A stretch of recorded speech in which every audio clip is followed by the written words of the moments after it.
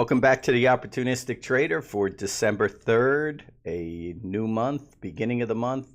Market is very positive off of Vince making the call exactly. I want to compliment you, Vince, on the call that they would basically push everything forward and everything would be rosy. And I guess, it's interesting looking at Friday's action. Somebody maybe Trump was buying S&Ps late in the day because they pushed up all day.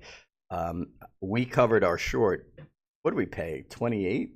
I can't. We made like 11 or 12 handles on our short, which we weren't going to take into the meeting, but I think we covered $2 off the low of the day, and it literally was much lower than this. I'm going to make another call. I made a good call, I guess, in oil so far at 49.5, that would be the low of the year. And I'm going to tell you guys, just give my thought now, that this is the highs of the year, of the rest of the year in S&Ps.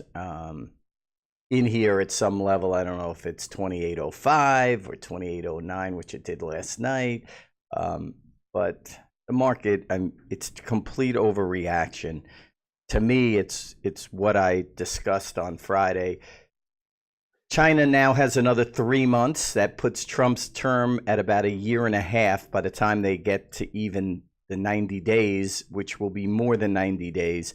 So this thing has been pushed out to where Trump will be within a year and a half of exiting potentially the presidency.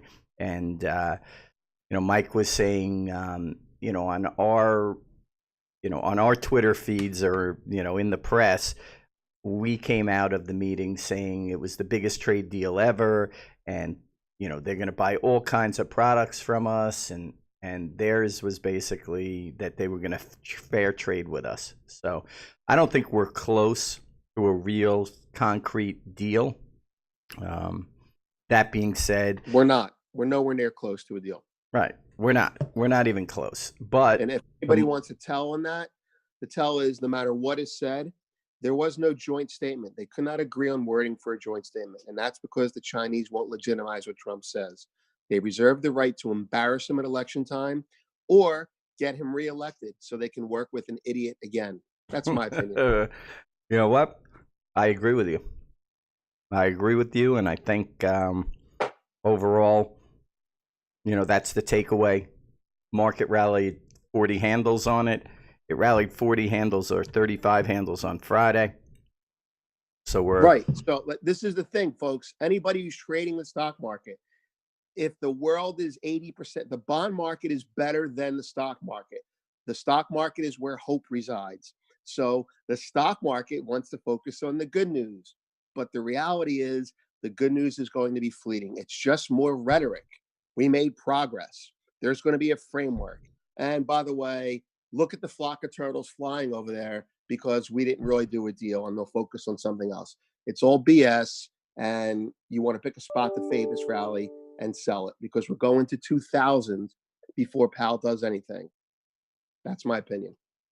Yeah, I'm in agreement. The market is a 10-star short, and it may hold up a little bit today. But looking at the most important markets off this is the markets that got hit the most, like China and Hong Kong, and they barely rallied. I was talking to a friend pre-opening, and he was like, those markets are going to be up 5 to 7%. And I'm like, okay, whatever you say. Right. And they opened up like 2 and sat there all night. They're garbage. Right. And they're down 20% for the year. My comment to him would be those markets rallied 2% on the news. But China's in trouble. China's in a slowdown. They've changed their policies about lowering margin requirements so people can speculate on indices. China, the economic Chinese cycle is weaker than the U.S. It's not going to rally 5%. It's going to rally 3% because their economy is genuinely in trouble, folks. And so this is, if you want to sell stocks, I'd sell China because they're in the process of doing things to to strengthen their economy. Even if there were no trade wars, there'd be a problem in China. So their rallies are capped because of that. Anyway. Yeah. Yeah. Listen, I like that China trade long for next year. Of course, so do I. I'm not But going to get in the way of China as a mega power. I mean, that's like shorting the United States because of the Civil War. It's stupid. You buy Chinese stock for the long term.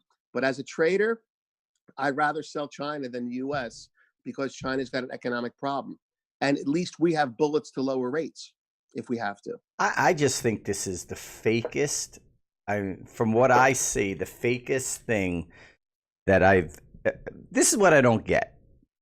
They have dinner, okay? And they come out with a deal in under 2 hours, okay? How is it even how is it possible? But that's what Trump, the press is using. They don't have a deal. Right, but the funny thing is, Trump's like coming out with statements like, we have an unbelievable understanding. We're unbelievable friends, and he's a real friend. And it's when was the last time you became really good friends with someone that didn't speak your language within 2 hours? I think the guy's had 4 hours of conversation. He went to have dinner with him in Mar-a-Lago, and then he met him another time. He's met him 3 times probably in his presidency. It's just crazy. And he's been rude 2 of the 3 times. I happen to know that. Yeah. Look, you can't. They didn't make a joint statement. When you don't make a joint statement, that means you have major disagreements. Period. End of story. So that allows Trump to say whatever he wants because China is closed mouth. They're not going to say we disagree like, say, a European country would. They're going to shut up and let him hang himself. China plays the legal thing. We have a great relationship. They want to make progress. We're going to work a deal out. I'm highly confident of that. The check is in the mail. You know the next line. I'm not going to say it. But guess what? It's nonsense. Trade wars don't end in 6 months. They end in 2 to 5 years, and trade wars frequently end in wars. So, this is not going away. This is the beginning, and it's just bullshit.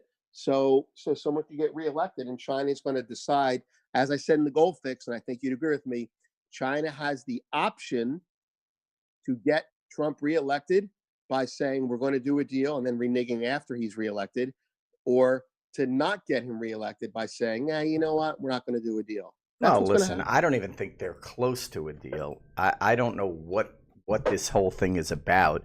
And here's another thing to think about. If they were really that close, why didn't they suspend the original tariffs? Like we're still 10% on them. The market was shaky. That's another tell. But the market was shaky off of 10%, and now it's not shaky. The same 10% is on. They haven't taken off anything. They called a truce, but they didn't undo what was already done. That's another point people should really focus on. They haven't taken off the 10% tariffs. Right. If it was so good and they were going to get close to a deal, they'd be like, hey, listen, it's only 90 days or 60 days before we get a deal. So let's just take the tariffs off in good faith. They didn't take off shit. Excuse my language. Exactly. They didn't take off anything. In fact, here's a surprise for people. The 90-day number is everyone's talking about 90 days, 90 days, 90 days. It's not really 90 days. It's actually 60 days. And my point about that is we have tariffs that are going to go into place in 60 days despite the truce. So, it's all a lie, or as you would say, it's all fake. But the market doesn't care. So well, listen, there's a lot of we joked about it for the last week and a half, and I said there's 27 real trading days to the end of the year. They got to be up 1% every day, to have a real year. Yeah, and literally that's what's happened. I mean, it's like the biggest. That's the only thing that scares me about wanting to short this market. Your comment about this could be near the high of the year. This may be a rally to fade. It is a rally to fade, right? Depending on your time frame and how long you want to fade it and how long you want to keep the position. But I'm scared that more positive rhetoric comes out because let's face it, a hiccup makes the market go higher, whereas it has to be a meteorite crashing into the earth for the stock market to drop. Oh, listen, it's always been like that, and it's funny because I was talking to another friend of mine, and we've been discussing this higher volatility and how the trade is better and this and that. And literally you turn around and you look and volatility is back to 16 off of nothing. and it Exactly. never went up on the last move. So really, the algos can't make money in a 20 vol. They need vol at 12 to 15 to make Right. money. At a 20, 25 vol, they get their head chopped off. Right. So it can't stay there sustained that they can control, and they're able to control the market. So, we're back in this mantra. But I do think, I'm sorry to interrupt. Trump yeah, just tweeted something. I what, wanted to put it out there because it's relevant to what we're talking about right now. First of all, everyone noticed he's tweeting at 8:30 in the morning, not at 3 in the morning. That's because he's not tweeting anymore, in my opinion. Someone else is writing it for him. The grammar is good. Here it is. I am certain, listen to this lawyer speak. I am certain, comma, at some time in the future, comma, President Xi and I, comma, together with President Putin of Russia, comma, will start talking about a meaningful halt to what has become a major and uncontrollable arms race. Should we worry? The devil has landed on earth. We should have a discussion, comma, about possibly taking a stance of being worried, comma, about the devil possibly ending the earth. That's what this is. It's nonsense. what do So you, whoa, it, it's like, we're deliberating on deliberation. It's, there's nothing done. That's all. well, That's I but I thought it was, interrupted you. You I had thought another it question? was funny because on Saturday morning, early, or even Friday night, they came out and they're like, the G20 was a huge success. And I'm thinking to myself, the guy hadn't even been on the ground for less than 5 hours. How could it be a Exactly, exactly. great What were they success? thinking would not be a success? A mass murder? Like they would shoot each other with machine guns like out of Scarface? I, What's I not a success? listen. The only thing that I see different than like a World War II, or I don't really know much about World War One as far as the leaders go, but in World War II, the leaders were real. Like Trump's not real. He's a paper tiger. The bottom line is if he doesn't like XYZ guy, you know, he just backs down. He talks big and then backs down. You've seen it. I mean, where is North Korea right now? Right, I mean, right. there's Well, nothing done there. It's a big and fat zero. it may seem like we talk about Trump excessively in terms of his style, but it's important for the market, especially if you're a short-term trader, to know that he's a guy I used to call it pushing on walls when I traded this way. I'm in a room and the room is like 2 by 2, and there's 4 walls, and I push on a wall, and if the wall doesn't push back, I keep pushing, and that's Trump politically, and that's trading for me. I'll push on another wall. If it gives, I'll keep pushing. If it pushes back, I move on. So he pushed on immigration, it pushed back. He pushed on something else, it pushed back. He pushed on Korea, it gave, and he made some press related progress. And then he walked away from it, and now he's pushing on China, and that's sort of looking like it's given. It's important for us to understand that the news cycle will change, and he needs to be in the news cycle, and the markets will gyrate accordingly, and that's opportunity for us to make money, all of us. Yes, but it's very news related, and the problem is now Right. we're in a 90-day moratorium to volatility in a sense. Although there are two events coming up this month that I think are important, and one is Friday's jobs number. Um, you know, I've been reading some articles over the weekend, and they're talking about wage inflation potentially again showing up in the numbers, and then obviously the Fed raising rates and the comments made after the rise, because I think again he may go to a little bit more of a tightening bias from what he did last month or last Exactly. week when Because we he. rallied. Right, because the market rallied. Exactly. He Exactly, was all exactly. freaked out. He didn't want to cause the crash, and Trump called him out. And the whole thing is, Right. it's actually crazy if you think You about it. know, Could you imagine, if like in 1987, like Reagan calling out freaking Volcker? It's yeah, yeah, it's crazy. It doesn't even make sense. I mean, Volcker would raise rates intermeeting. He would do whatever he wanted to do, and it was a exactly, separate exactly. body. Yeah, he had a private mandate. If I can just insert something in here, I think that would be a great. I think this is a great cheat sheet for anybody who's lived through the QE and is trying to digest the QT, the rhetoric versus the action during QE. All right, um, the markets were the during Q all right, during QE, what you would have is you would have the Fed would talk the markets down while they lowered rates higher. So what you have now is the opposite. You're going to have the Fed that's going to they're not necessarily talking the markets down right now, but during the QT rhetoric, it's kind of like this. It's kind of like we're going to pay attention to the data. All right. During QE was we're paying attention to the data, and the data is interpreted any way you want to.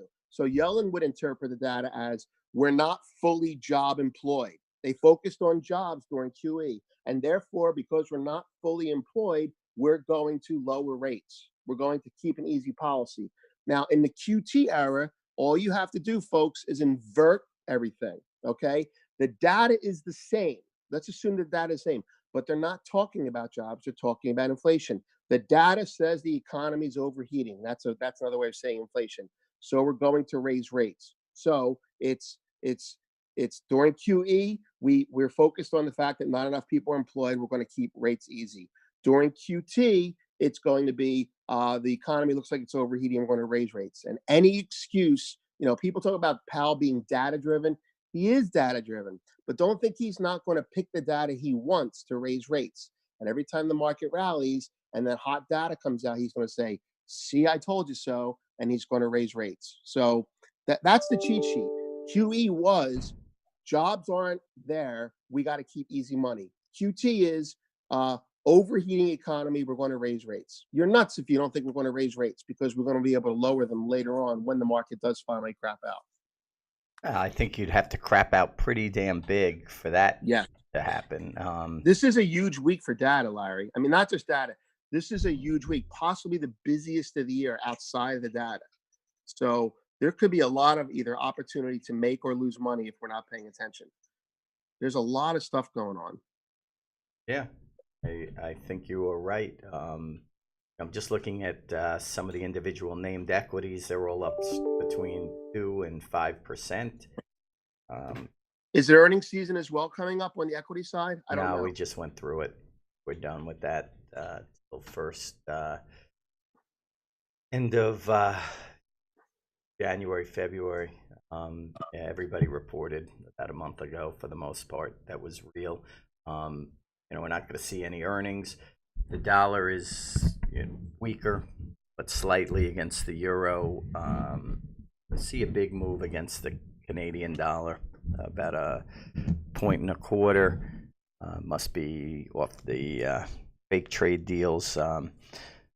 Gold is having a good day today, Vince. Not good enough. Not I guess it's along with just the commodities in general, and it's interesting. This trade is still going on with these algorithmic computers. Oil's up 5%, and natural gas is down 7%. They can't move in the same direction in any day. It's just. Hey, quick question for Vince, actually, on the gold move. So gold is higher right now. Dollar's a bit weaker. If there was the worst case scenario here of, things would have turned out very nasty, and where do you think gold would be trading right now? Down. I agree with that. So in a way, it wouldn't have been kind of a volatility or a kind of risk-off sort of hedge in that event. No, we talked about that in the Gold Fix, and it hasn't been that way in a while. But I've mentioned that to you before. Gold is not a risk-off asset. If let me put it this way: if gold is a risk-off asset, you'll see it rally with the dollar as people fly to safety. Whenever gold and the dollar rally at the same time, you sell gold because it can't stay up. Gold is about dollars, and if the dollar is weaker, gold's going to go up. And when people bought gold, I'm not going to say it doesn't get bought as a risk-off asset, like during the 2016 Brexit panic, gold rallied and the dollar rallied. That can't continue, and gold eventually got crushed and sold off. So gold would be lower. To answer your question succinctly, but with a necessary statement, if a disaster came out of it, gold would be lower. And when I say gold, you should also say emerging markets, right? Emerging markets, other FX currencies would be lower, but gold wouldn't be as low, wouldn't be as hit as hard as you would think. because there are some buyers underneath the market. The very fact that gold is not really up that much, it's only up $10. That's a percentage point, folks. Oil's up 5%. The headline is gold's up $10. That's a percentage point. Oil's up 5% right now. Gold is nowhere. Gold is just nowhere. And that's not even a big rally. So if you're bullish gold because of the G20, if you went into the G20 saying I'm bullish gold for whatever reason, then you should have bought stocks. You shouldn't have shorted stocks. Gold's not a risk-off asset. I think it's gold too is small. I think It's too gold is small. rallying with the commodities, general Yeah. all commodities. So it's put into that basket that China's buying everything. They're going to buy soybeans, gold, oil. They're going to buy everything from us. Well, you're what bullish you just gold, hit buy on, silver. what you You're just hit bullish on there, gold, buy Larry, I'm silver. actually really interested. We're speaking at 11 a.m. with Angie Setzer. Soybeans got crushed this year, this summertime, when all this trade news was coming out that it was going to be disruptive. And we're Yeah. only up about 1.8% in soybeans. So that's suspiciously small. So it'll be interesting to speak with her about that. What's I can the price of comment on soybeans? if you like. I'm What is familiar the with price? market, Soybeans as right well now, as the Jan Argentina. beans are 9.11. Yeah, but it got down into I think a 7 handle. So I it's can bounced comment on soybeans from the 25%. U.S. and Argentina perspective as I've traded the ARB. If you guys are interested. Sure, man.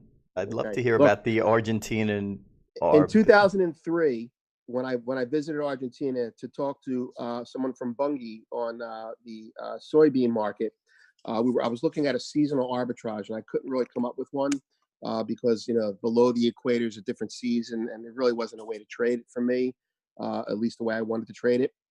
And I found out that the Chinese in 2003, in 2005, in 2010 had already been cutting deals with the Argentine farmers to buy their soybeans then, because Argentina needed dollars because they had a peso that was pegged to the dollar.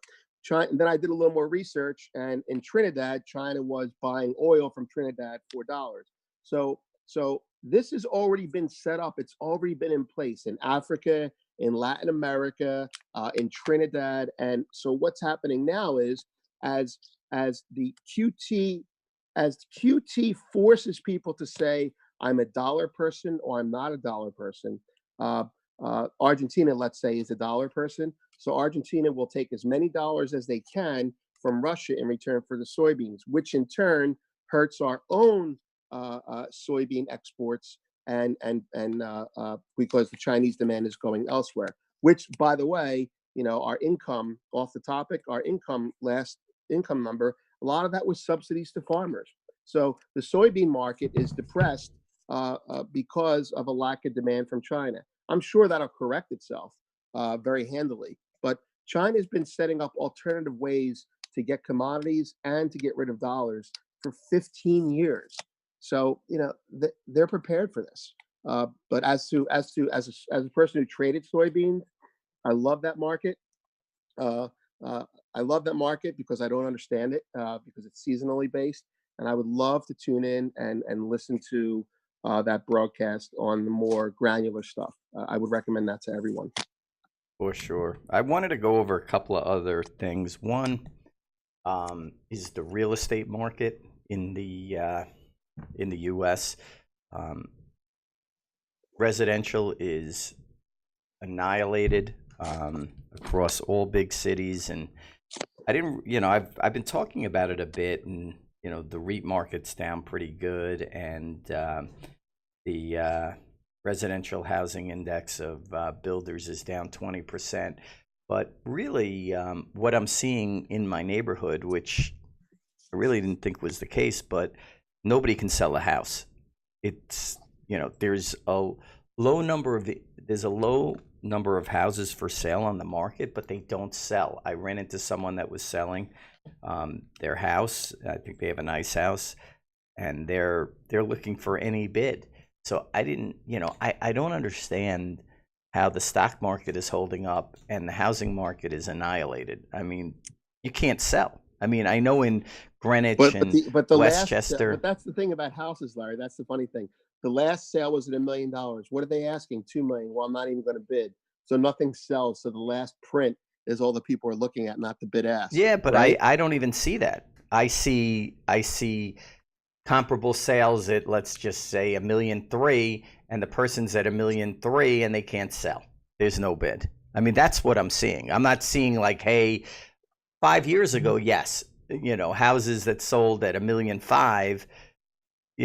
they're being offered at 2.5. They're not getting a bid. This is not the case. This is offered at last sale, no bid. So I'm definitely seeing stuff like that. I know in Greenwich, I know in areas in Westchester, they're down anywhere from 50 to 70%. Oh yeah, totally. And that's because, by the way, if they're not selling real estate in Florida, then they're not selling real estate in Greenwich worse, because the people in Greenwich, the hedge fund managers in Greenwich that are retiring to Florida, and they can't get a bid for their own properties here to move down there. So the Greenwich, Florida real estate markets are so tied in, it's scary.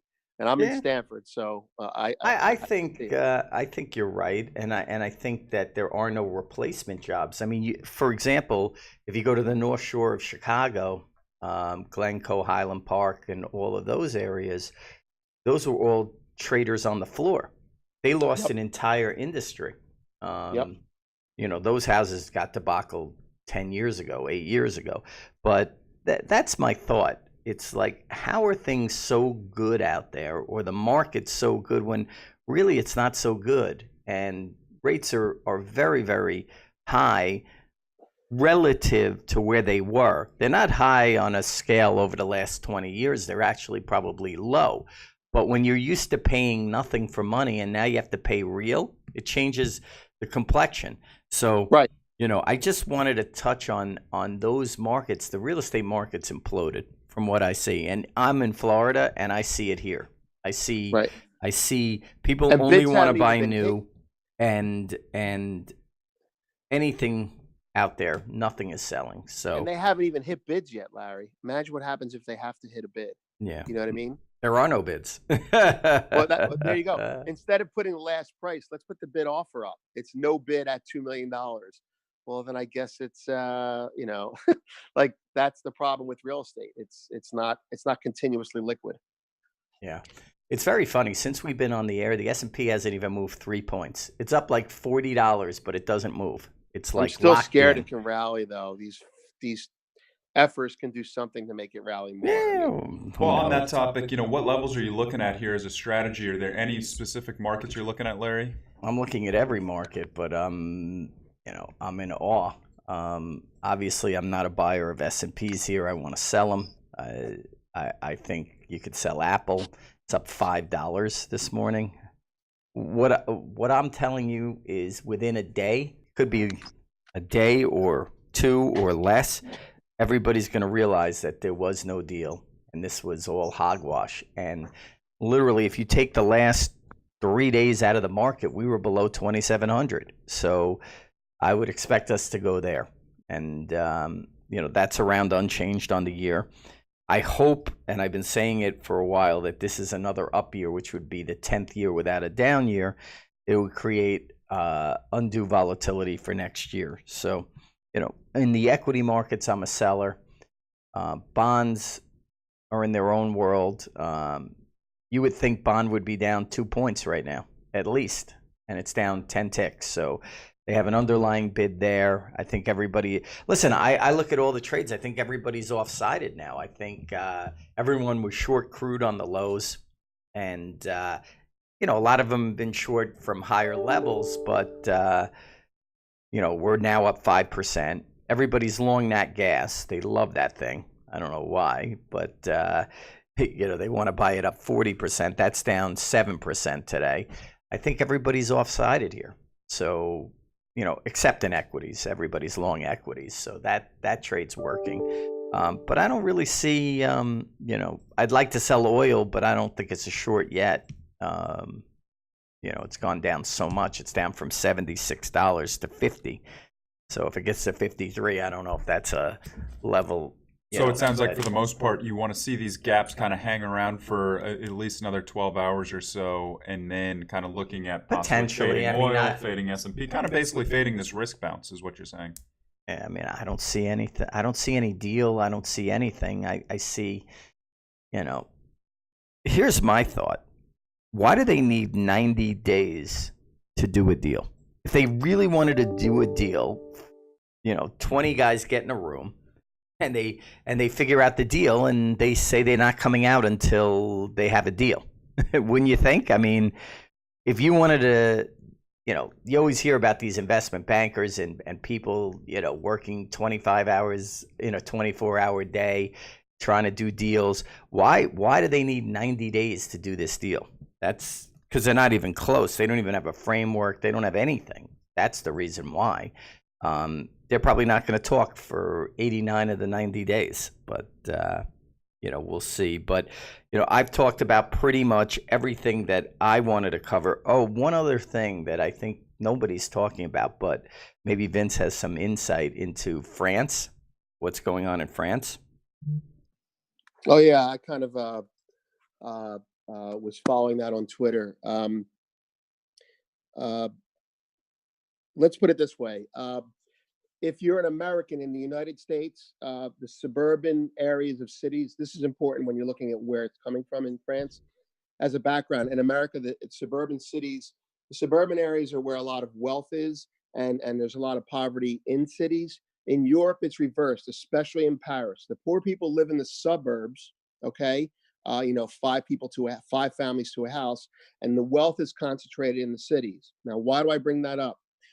It's because these, they're called the yellow vests. I don't know how to say it in French, but basically the poor from the suburbs, the guys who get into a bus or drive a car to the city to wash the dishes of the wealthy people at restaurants, just to make an absurd statement that makes it real. They basically are protesting the increase in gas prices or taxes.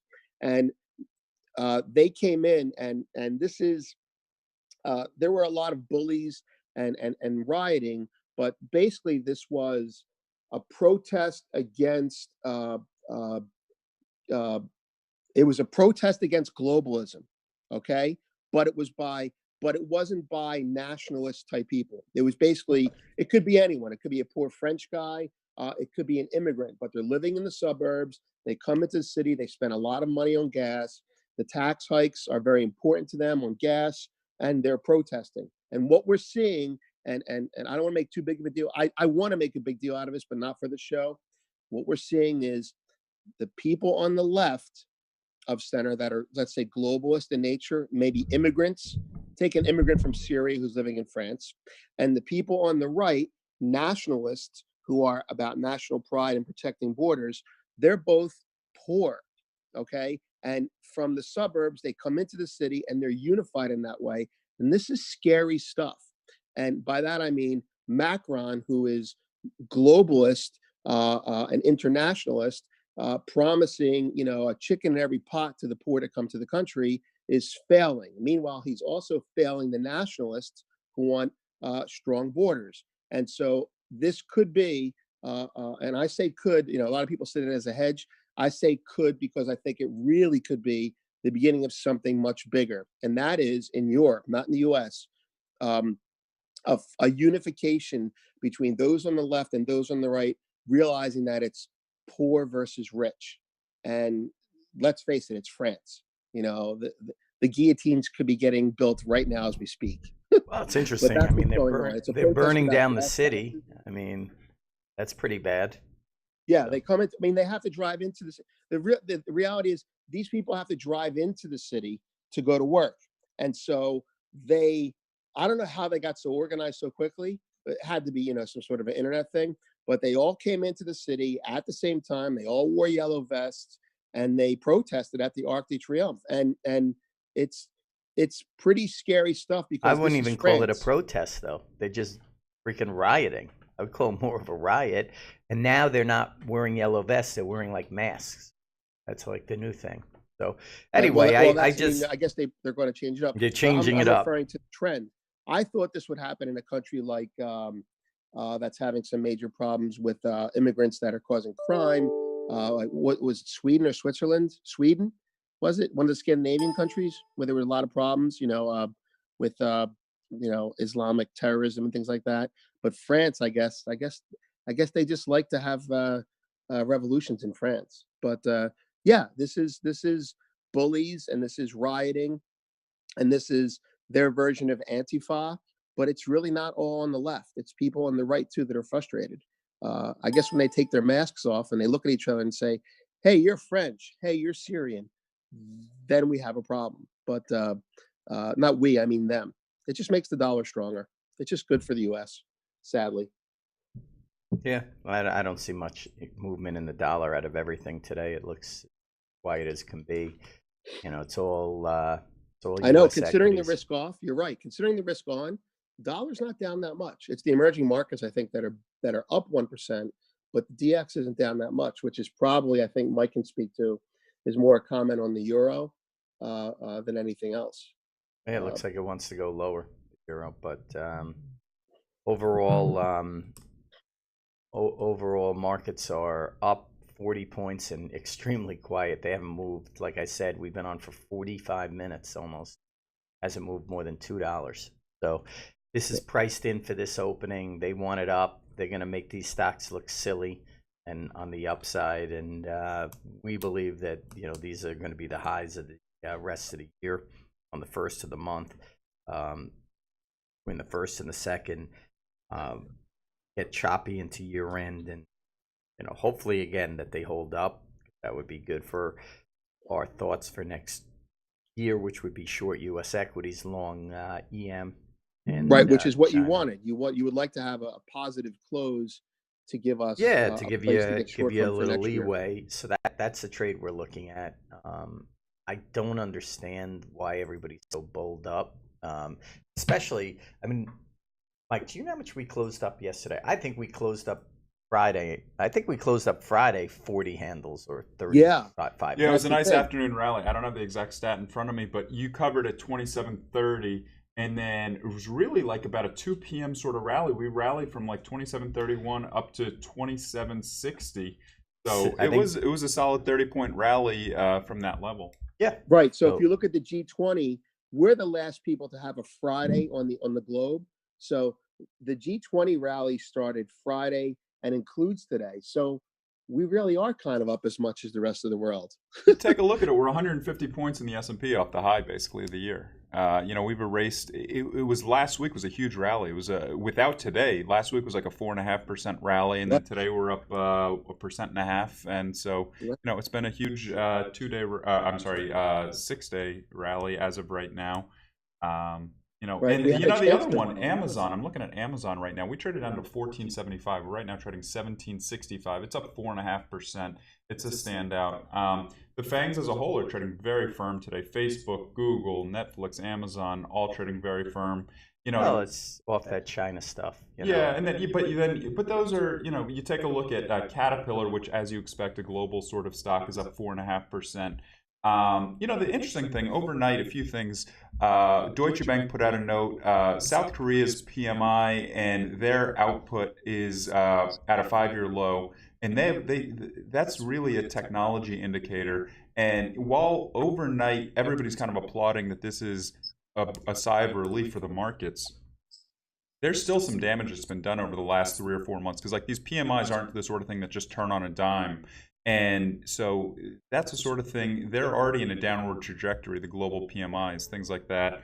And so, you know, we're going to have to keep an eye on that. And as, you know, it sounds like we're expecting is kind of talks to kind of slow down over the coming week, 2, 3, 4, probably 8, have some 10 minutes, T minus 10 minutes. So they're going to get a deal on the 89th day at 2,300 hours. I mean, come on, you know this is all fake. Howie Mandel will supervise it. It'll be. But I listen. I get the PMIs and I get all that, but you want to know what? No one gives a damn. They only care about where the S&P is. Everybody's indexed. If you an interesting article to read, I think Bogle was in either the Wall Street Journal or one of these papers, and he basically said that indexing is going to cause the next crash, and it's, you know, I don't even know what the numbers are. We posted it on Friday. Basically, 20 years ago, about 1% of capital was in index funds. Right now, we're at 18%. In about 8 years, we should be at about 50%, which means basically people are just pouring into index funds. And Vogel is the one who created him, basically known as the father of him, and he's even saying this is dangerous.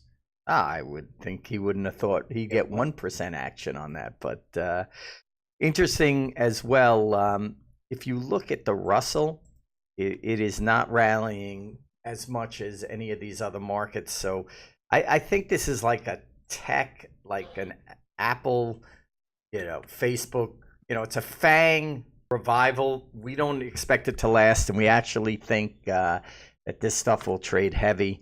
I would be a seller of the opening. I think that it's ridiculous, but it's the first of the month, so we're gonna wait to hopefully get into the 2800 handle, make some sales there, and that's all. That's it really on my end. I don't know if you guys have anything in closing. I was just going to say, schedule for the day. We're going to have Phil Flynn talking about the markets. He speaks to a lot of traders. He's pretty tied in, so it'll be interesting to get his thoughts at 10 o'clock on energy and macro and equities.